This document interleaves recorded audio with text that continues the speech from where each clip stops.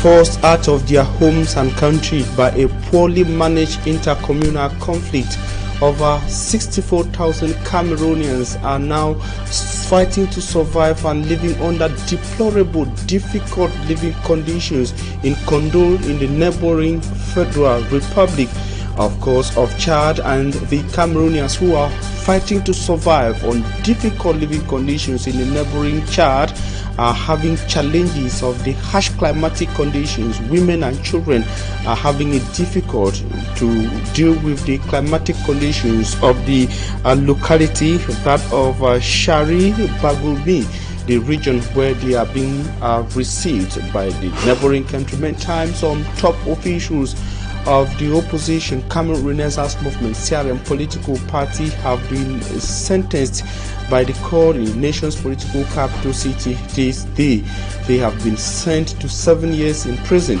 We shall be talking of this in this edition of the news. But an unwanted Christmas guest visited some homes in Konsamba in the Mungo division of the Littoral region.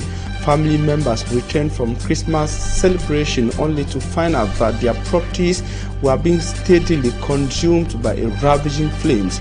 They are in tears as our reporters will be telling us in this edition of the news. Stay with us.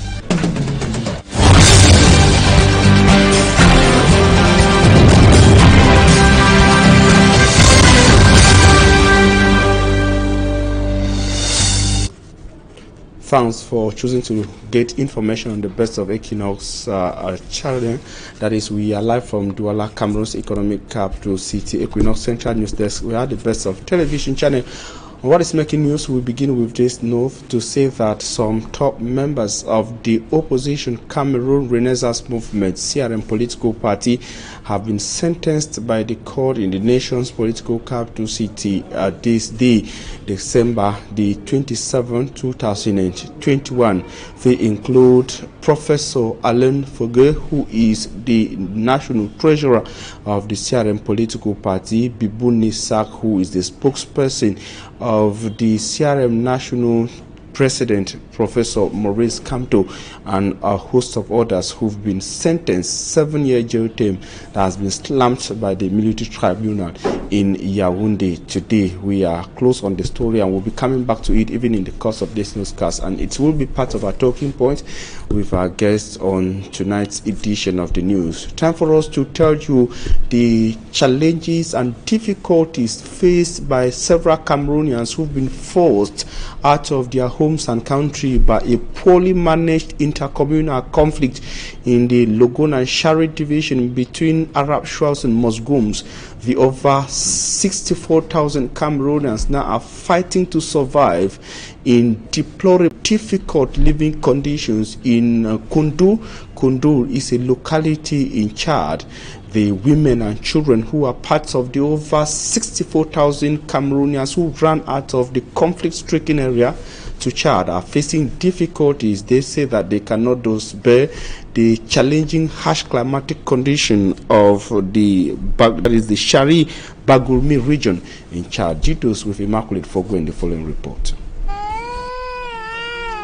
Hunger strips the toddler of all energy. Life seems to have no essence. These 64,000 refugees, Shuan Muslim communities in the Logon and Shari division, Far North region. The number of Cameroonian refugees now residing in Chad has tripled within the past days, with many of these refugees living in deplorable conditions. Apart from hunger, the women and children are confronted with a problem of harsh climatic conditions, causing some of them to fall sick. Visiting these victims, the governor of the Far North region, Mijiawa Bakari, thanked the Chadian government for their hospitality while assuring the refugees of the return of peace and normalcy in the affected areas.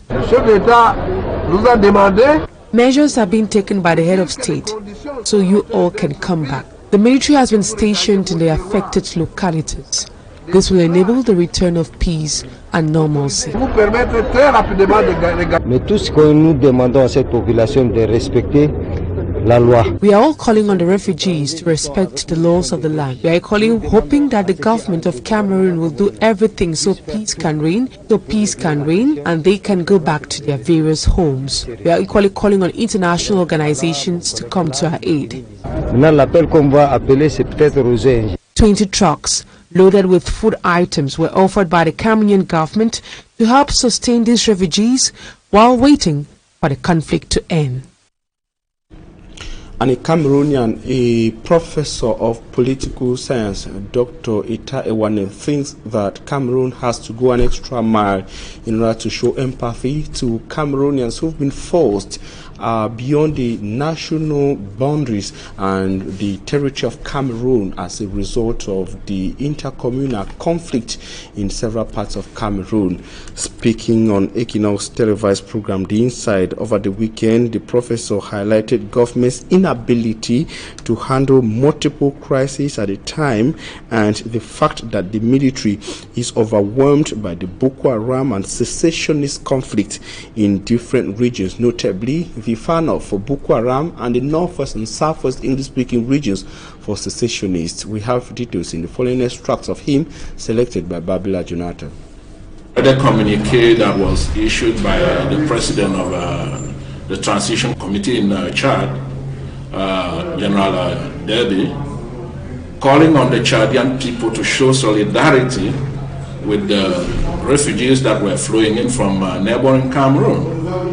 And we've not had any real reaction from the government of Cameroon. And we see a complete lack of empathy towards. They didn't do anything, but they didn't do enough, because the Chadian government showed more empathy towards the Cameroonian population than our own government. And I must say the security and defense forces are overwhelmed. They are engaged in an unwarranted conflict in the northwest and southwest regions. They are struggling in the eastern part of the country. The northern part of the country has been a huge challenge with the Boko Haram incursion into the Cameroonian national territory. And today we are having other inter-community conflicts that are claiming lives. So it is practically impossible for the security and defense forces to be everywhere. So the government seems to be prioritizing the fight against the struggling English-speaking minority, while neglecting other conflicts that are claiming lives in the country. It's a clear manifestation of the government's inability to manage the multiple crises. They do not have the necessary resources to do that. And I think this is again an opportunity for me to appeal to the leadership of this country to try to put an end, a rapid end to the ongoing crisis in the northwest and southwest, so they can be able to focus on issues that are purely sometimes the Boko Haram incursion is an external attack. It's an attack from non-indigenous forces, and so that will be a challenge to Cameroon to face. But not fighting people who are claiming for what it's a right that is recognized also in international law. Dr. Ita Ewane condemns collective punishment inflicted on the people of the northwest and southwest regions of Cameroon by the military and separatist fighters. In his analysis, the doctor says such actions, he said, will have far-reaching consequences in terms of the radicalization of the people of the affected area. He says this will go a long way in worsening the already bad situation. Take a listen to him once again.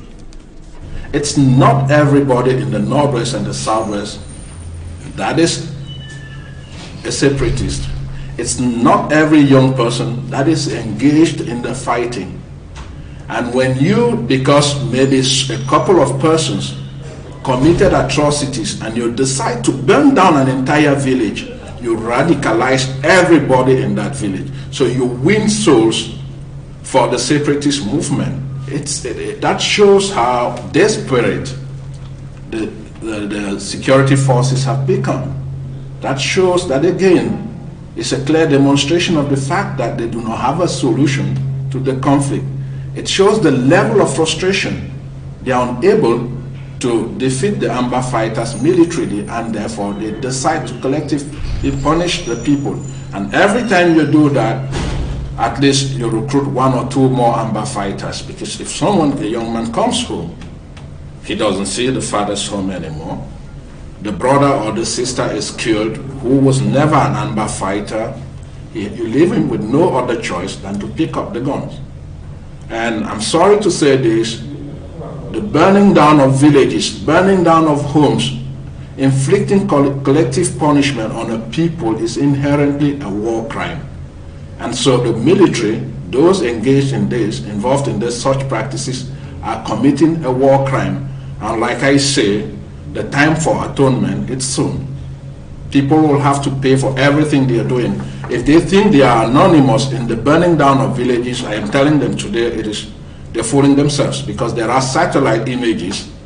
Okay? Satellites are getting all this, and when it's time to judge those who committed war crimes, there will be enough evidence to prosecute them. And an unwanted Christmas guest has visited a family in the Banswa neighborhood of the city of Gongsamba. We are in the Mungu division of the littoral region of Cameroon. Family members returned from Christmas feasting only to find out their properties were being steadily consumed by a ravaging flames, as Charles Habane Ekome tells us in the following report.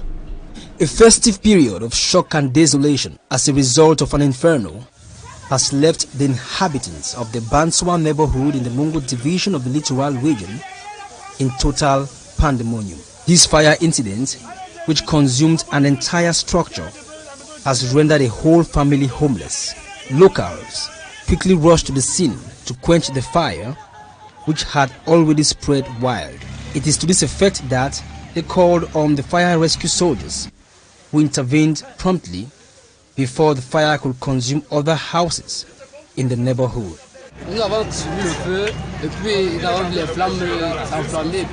We saw the fire and quickly rushed to the scene to help out. When we arrived, the family members were crying, and that's when we learned it was a child in the house who detected the fire. We then broke into the house to try to stop the fire, but we hadn't the necessary materials, so we called on the rescue soldiers, who finally intervened.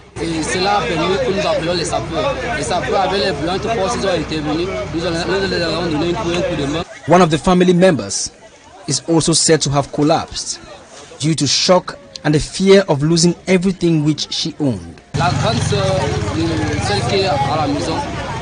Elder sister, the lady who owns the house, fainted as a result of shock. Fire rescue soldiers gave her first aid for transporting her to the hospital.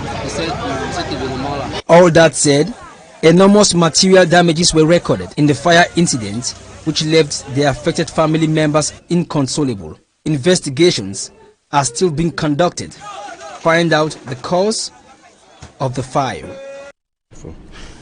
South Africans in Africa in general continue to pay tribute to Archbishop Desmond Tutu, the 1984 Nobel Peace Prize winner and laureate who revolted peacefully and helped end apartheid in South Africa, the Rainbow Nation. The iconic spiritual leader, anti-apartheid activist, and the global human rights campaigner died on Saturday, December the 26th, 2021 at the age of 90. In the following report, Equinoxe presents the outstanding achievement of the South African icon.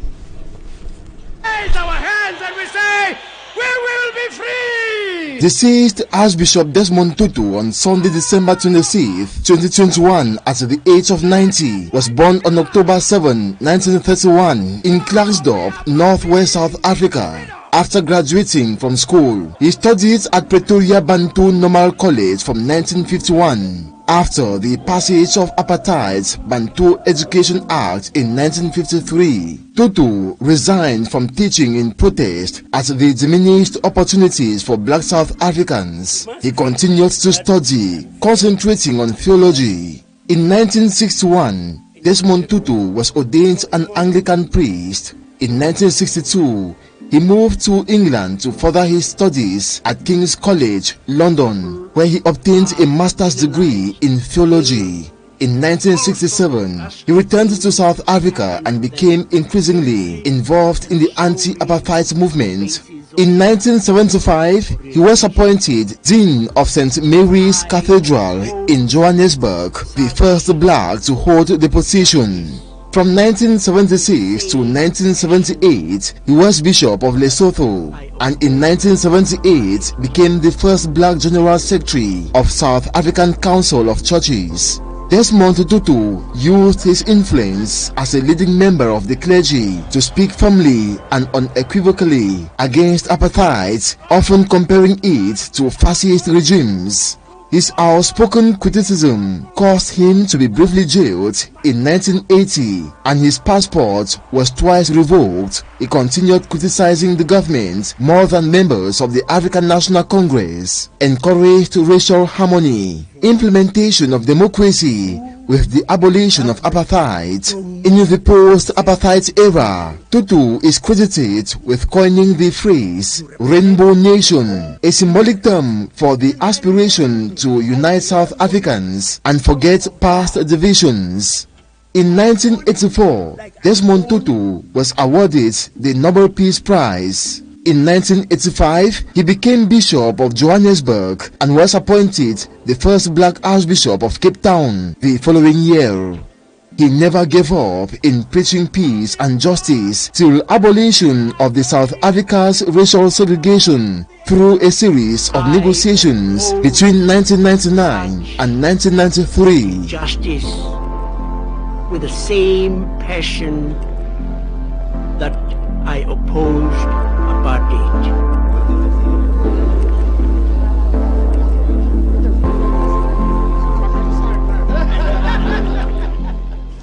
As days narrow to the African Cup of Nations AFCON Cameroon 2021, all participating teams have published their lists of players to defend their colors and bring the trophies to their different countries. The list or some of the teams that have had their list of players published includes defending champion Algeria and title contenders the Super Eagles of Nigeria. Simanji Kangebe read through the list published and compiled the following report.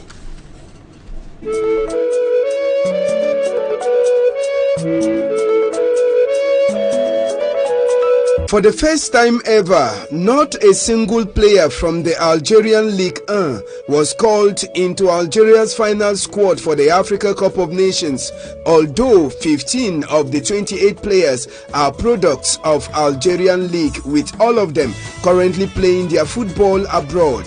12 players out of the 28 Algeria's 2021 Mohamed Amin Tougai were part of Algeria's 2021 FIFA Arab Cup winning squad earlier this month in Qatar, including 6 of the 10 defenders. It was on Christmas Day that the former Nigerian captain Austin Owen Eguavon made public the list of the 28 Super Eagle players who will represent the country for the Africa Cup of Nations. The list of Austin Owen Eguavon contained 4 goalkeepers, 9 central defenders, 5 midfielders and 10 forwards to aim for Nigeria's 4th diadem in Cameroon. There was a call-up for old guards like Ahmed Musa, Ndidi Wilfred and forward Victor Osimhen. Super Eagles are negotiating with Elite One club Cotonspor of Gadwa in a warm-up game in Gadwa. The camp of the Super Eagles will open on 29 December 2021 in Nigeria. The Eagles of Mali are now sure about the team that will be in Cameroon for the AFCON. Curiously, on the list of coach Mohamed Magasuba was the inclusion of Brighton and Hove Albion midfielder Yves Bissouma, who is making a return to Mali for the 2021 AFCON after staying in the wilderness for 3 years. Bissouma decided to sit out of international duties since his last appearance in 2018 due to some differences with the Football Federation. And it is a period of football. Vendors, roadside vendors across the economic capital city, Douala, are displaying sporting gadgets. But unfortunately, most people are not buying them because they complain that the prices are far too high. Glory Mala took interest in some of the gadgets sold across the streets of the Douala 1, Douala 2, and up to the Douala 5 municipalities, and also noticed that the gadgets are of different sizes, colors, and shapes. Her report.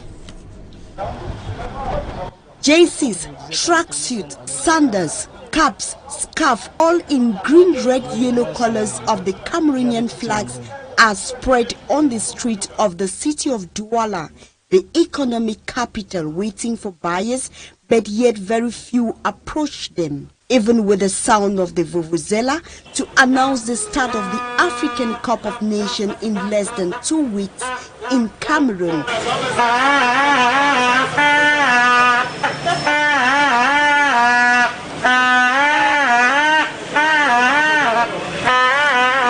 The people say the gadgets are very costly. I love football, but when I see this gadget, I think it is not enough for this country by this time, because while we were waiting for the AFCON, we were thinking that the government should help these traders to purchase enough and then to sell it to us at lower price. But the price still too higher than many people are not able to purchase it. I myself, I hesitate, expecting that maybe by a few days or the day after this, the government should realize that it should help many traders. Football lovers are free to make their choices on the different gadgets, but it all depends on the purchasing power. To get both sandals and jerseys is too expensive and I can't afford. Reason why I went for just a pair of sandals. Despite the fact that these gadgets are expensive, Cameroonians are happy that the game will be played at home and everyone must feel the vibe. We continue in spirituality, where the Bishop of the Buea Diocese has called on the French-speaking community to keep up with the church project. Bishop Michael Bibi was speaking at the St. Michael the Archangel Mission Station Sunday as he celebrates the Day of the Holy Family, which comes up every first Sunday after Christmas. We have details with Derek Jato from Buea. First Sunday after Christmas in the Catholic Church. First Sunday after Christmas every year in the Catholic Church is a Sunday in which we celebrate the feast of the Holy Family. That is the family of Jesus, Mary, and Joseph. And today we have had that celebration here. And Bishop Michael Bibi, the Bishop of the Diocese of Buea, celebrated the feast of the Holy Family here at St. Michael the Archangel in Buea, a mission station for the Francophone community, and centered his sermon on the family as a domestic church. The family is a domestic church. This means that the church begins in the family. Without the family, there is no other vocation in life. All of us, we come from families. So our families are important. That is why parents should love each other, children should love their parents. We should all live in peace and harmony. And Southwest Governor Bernard Okalia Bilai, who is a Christian of this mission station and President of ONU, thanked the Bishop of the Diocese of Buea for his maiden visit to St. Michael the Archangel. Pointing at the church project, he told the Bishop that the engagement had already been taken. Nous sommes déterminés à ce que nous célébrions la Pâque ici, non plus sous le soleil,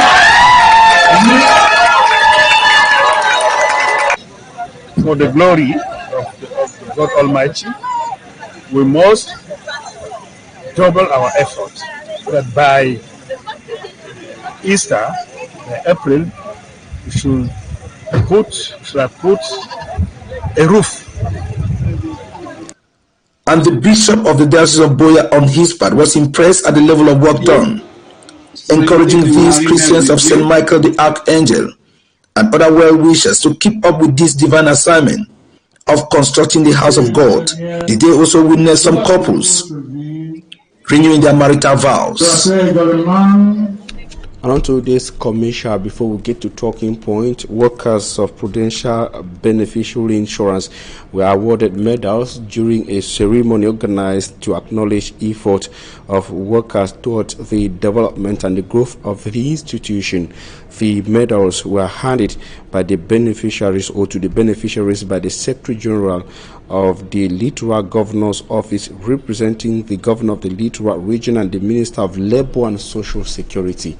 Report. Hard work, commitment, motivation have been their driving force throughout several years. There are 46 employees of Prudential Beneficial Insurance Company. They have been serving the institution at different posts. Some of them have been on duty in the company for as many as 30 years. From the General Manager through Human Resource Director, Administrative and Financial Director, right down to the bottom of the ladder.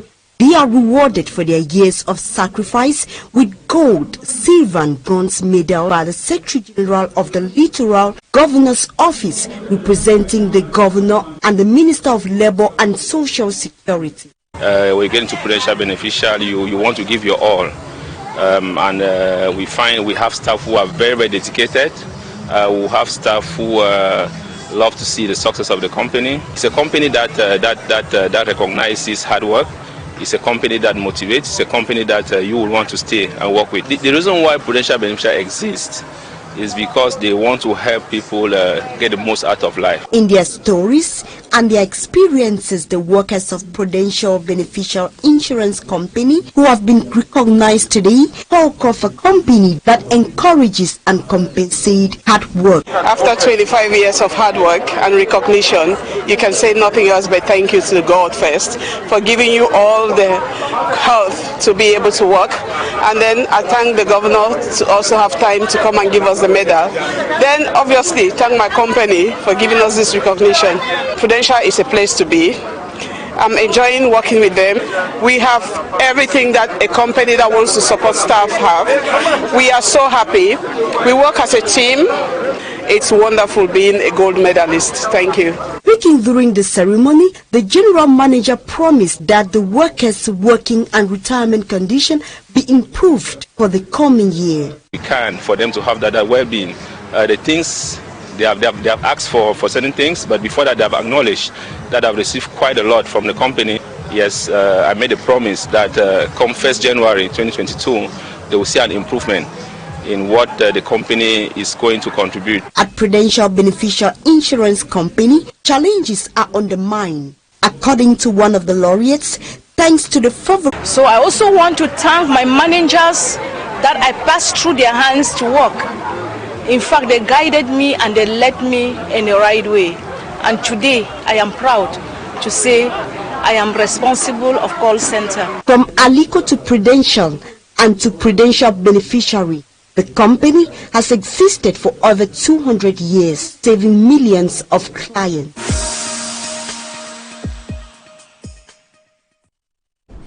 Coming up is talking points. Stay with us.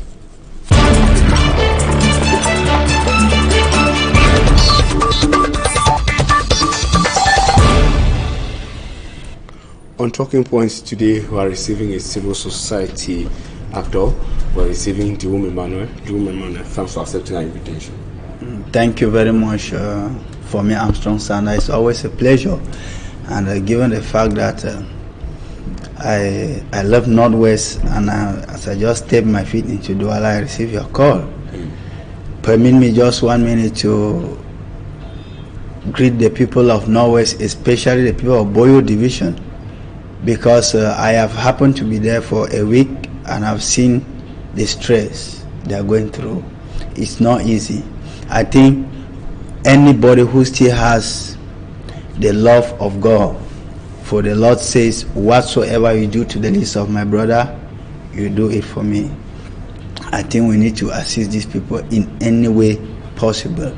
They are in line. The challenges, for those who only go to the TV platforms and sing hallelujah to Yaoundé without ever being to Bamenda or to Southwest, to have a first-hand test of what the people are living in Northwest. I think they need to have everything. The people are in duress, they are in stress, they are in... Been cut off?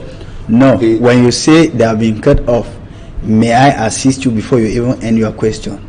Electricity in Bamenda is programmed like the baby's food. They know that at 8 o'clock they have to take away electricity, and then the electricity only returns at 1 o'clock if the people who are in control so much desire that it comes back. Otherwise, they can still decide that no, it will only come back the next day.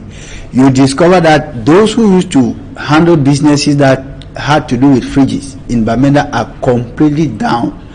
So to speak, Bamenda is in complete blackout. There is no electricity in Bamenda because electricity in Bamenda cannot go on for 5 hours continuously. And that's for Bamenda, the headquarters of the region. And somebody in a place like the Donga Mountain will tell you that they've not had electricity for close to 2 years. No, somebody in Bafmen, because I happen to have placed my feet there. Somebody in Boro Division, they hit quite Fundong. Yes. Can you imagine that when the people see electricity there, they celebrate as if it was Father Christmas that was coming? Electricity where we have Menchum, just next door. It means that I just want to remind you of what I used to say. If today we are having crisis in this country, those who are forcefully trying to separate this country are seated elsewhere. They are not in the southwest and in the northwest. Those who want to cut off Cameroon are those who have refused us roads. They have refused us light. They are struggling to even refuse us water. Whereas in a land like Bamenda or northwest per se, we know that we have water that flows naturally. They want to control everything. I am afraid if God does not calm down, these people shall take out even the oxygen that the people of Northwest and Southwest are breathing. These people are in hell. It's like they are on hell in internship, so that if there was to be the next hell, they would just be comfortably seated there, that they already worked their hell before going to. Is that not an exaggeration? No, it's not. I am milder. I am so soft. I am saying it in a way that it should not add their pain the more, because it is more than what I am painting. Challenges like these were qualified by Dr. Itaiwane, a professor of political science, and he was a guest on the program The Inside on Equinoxe. Speaking to Babula Jonathan, he said these, put together with challenges of intercommunal clashes, portray some sort of inability on the part of the government to be able to handle issues. Except you wonder we should be doing repetition. I want to tell you that where we stand now, Cameroon is not governed. Anybody has become a president where he is. A Diona is a president in his division. A governor is a president in his region.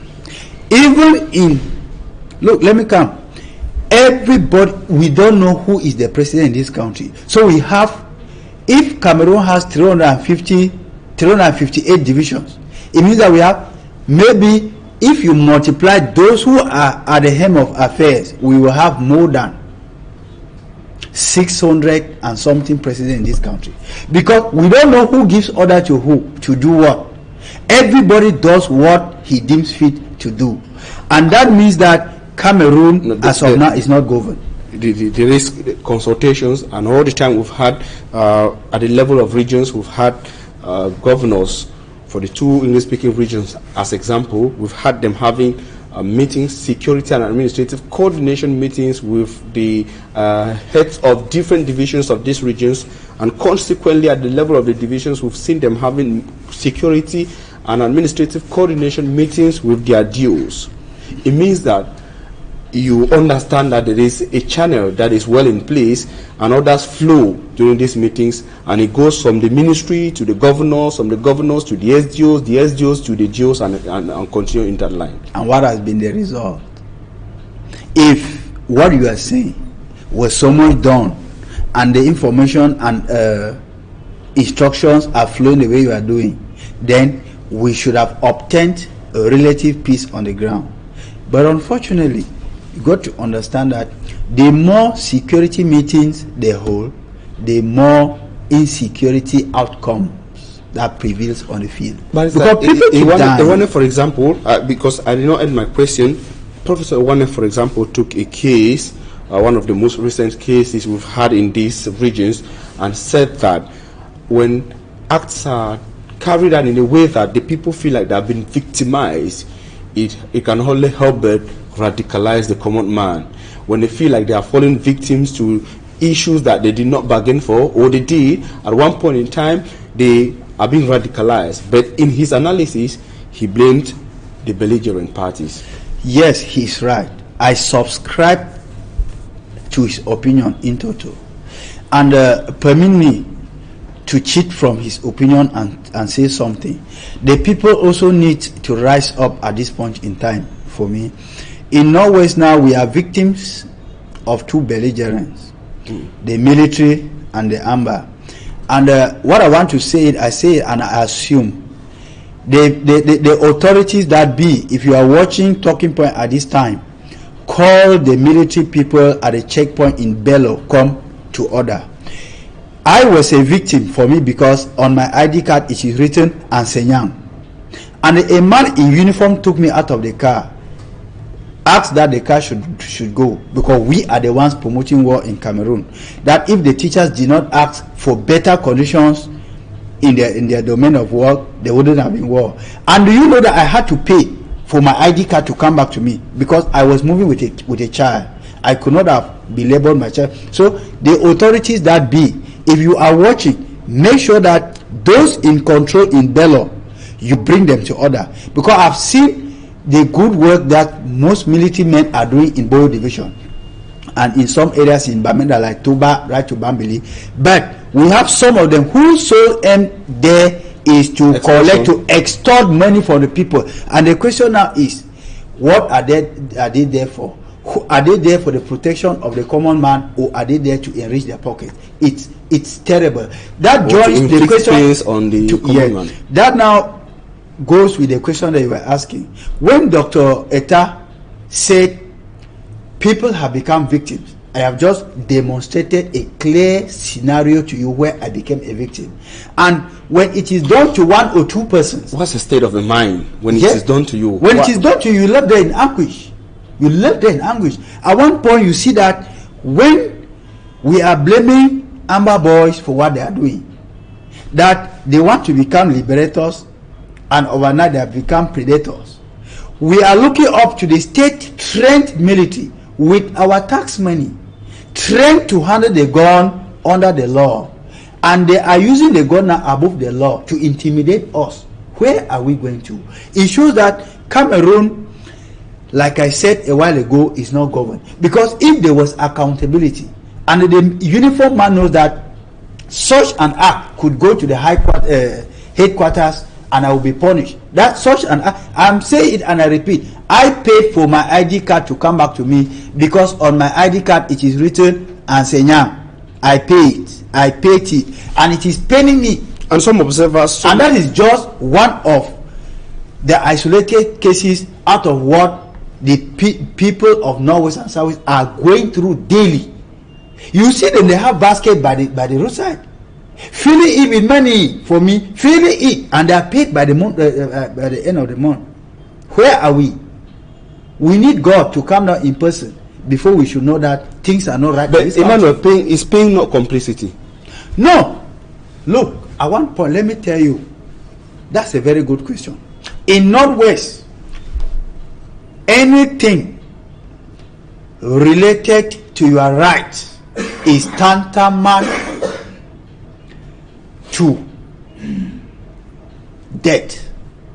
I say it and I repeat.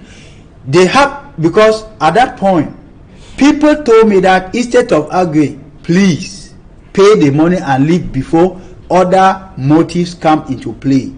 And before you know, value that money than your life. And I had to hit to the advice because I already saw these are people who've been traveling, who are frequent on this road. Yes, who are telling me the realities they are living. And now you discover that We are caught between the deep blue sea and the Red Sea. So who do we count? Who do we run to now for justice? And this kind of management, a kind of management you are painting there, which is falling short of many things, has also been blamed for the conflicts, the intercommunal conflict in Cameroonians living on deplorable living conditions in Kondol, in neighboring Chad. They ran away from the clashes between Arab Shuas and Muslims. May I remind you that Mr. Biya, who is the president, even though we don't see him, won the elections with about 70-something%, 100% from the far north. Today the people are in distress. I think it is time for him to go there and bring them. Some years back, Cameroon used to harbor refugees from the Central African Republic. If today Chad, which is a smaller country compared to Cameroon, is harboring Cameroonians, there is a serious problem. There is a serious problem. Thank you and very again, much, to tell you that there are a lot of problems, because if you see a country where 80% of the youth are running out of that country, there is a serious problem. Thank you very much, Ntiwum Emmanuel. You are a civil society actor.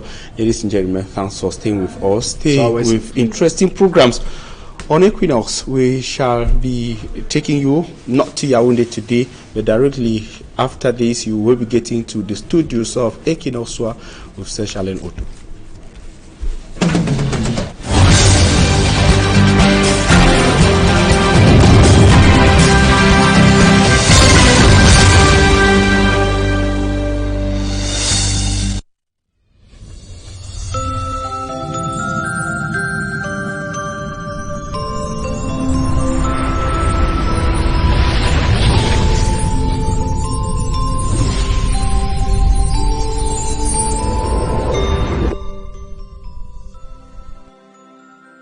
'If you suspect you may have a coronavirus infection, please. WHO recommends preventive measures to reduce your risk. Wash your hands frequently using soap and water or an alcohol-based hand rub. Avoid touching your eyes, nose, or mouth. Avoid eating raw meat and unnecessary contact with wild animals.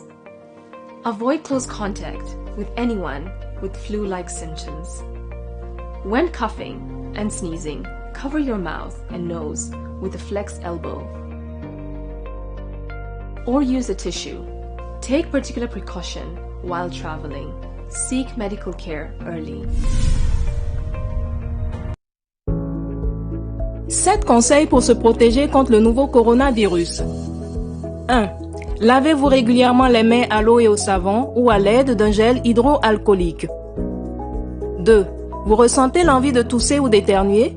Faites-le dans un mouchoir ou dans le creux de votre coude, puis lavez-vous les mains. 3. Restez à au moins 1 mètre de distance des autres personnes, surtout si elles toussent, éternuent ou ont de la fièvre. 4. Évitez de vous toucher les yeux, le nez et la bouche. 5. Évitez tout contact direct avec des animaux vivants. Et si cela est impossible, veillez à vous laver les mains après le contact. 6. Ne mangez pas de produits animaux crus ou mal cuits et lavez-vous les mains. Nettoyez les surfaces et les ustensiles après usage. 7. Si vous avez de la fièvre, de la toux ou des difficultés à respirer, consultez un médecin.